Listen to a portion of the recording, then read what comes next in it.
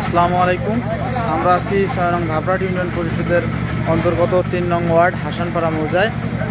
আপনারা দেখতে পাচ্ছেন এখানে একটি রাস্তার সিসি ঢালাইকরণের কাজের উদ্বোধন করছেন। এখানে উপস্থিত আছেন সাদুল্লাপুর উপজেলা পিআইও অফিসার জনাব মহিনুল হাসান।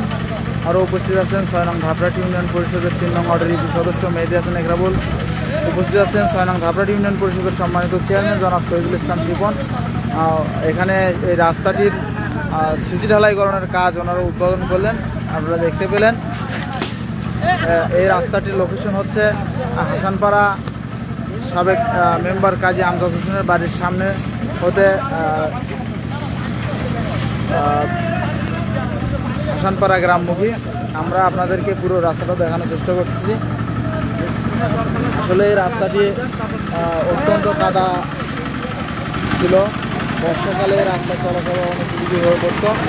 সেই জন্য এই রাস্তাটি জনগুরুত্বপূর্ণ বিবেচনায় রাস্তাটি করার সিদ্ধান্ত গ্রহণ করেন। তার ধারাবাহিকতায় এই রাস্তার কাজ চলছে। রাস্তার দুই পাশে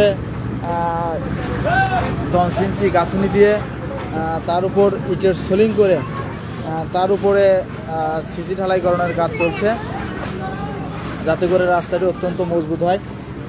এই জায়গাটাতে বেশি পরিমাণে কাদা হতো, এই এলাকার মানুষ চলাচল করতে পারতো না। আপনারা জানেন ঘাবড়াট ইউনিয়নের অধিকাংশ রাস্তায় লাল মাটি অধ্যুষিত। লাল মাটি হওয়ার কারণে এই রাস্তাগুলো একটু বর্ষা হলেই চলাচলের অনুপযোগী হয়ে পড়ে। সেজন্য ইউনিয়ন পরিষদের চেয়ারম্যান মহোদয় প্রত্যেকটি রাস্তা অন্তত ইটের সোলিং কিংবা সিসি ঢালাই অথবা হিয়ারিংয়ের মাধ্যমে জনদুর্ভোগ কমানোর সিদ্ধান্ত গ্রহণ করেন। তারই ধারাবাহিকভাবে উনি কাজ করে যাচ্ছেন।